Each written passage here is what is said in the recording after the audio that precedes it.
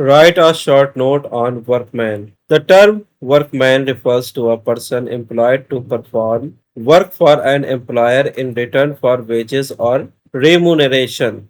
The concept of a workman is important under labor laws because various rights, benefits, and compensations are provided only to persons who fall within the definition of a workman. According to Section 2N of the Employees Compensation Act 1923, a workman means any person employed in a specified occupation under the Act, whether the contract of employment is express or implied, oral or written, and whether made before or after the commencement of the Act.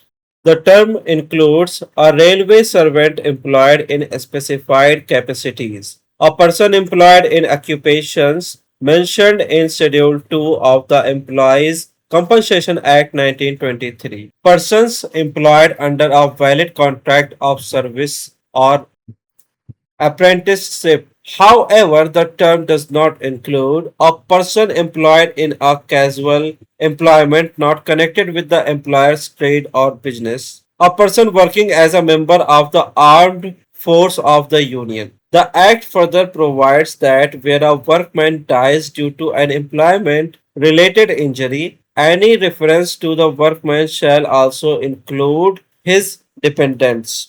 Illustration. Suppose A works in a factory under a written employment contract and receives wages for his work. He will be treated as a workman under Section 2N of the Employees Compensation Act 1923 and will be entitled to benefits under the Act. Conclusion.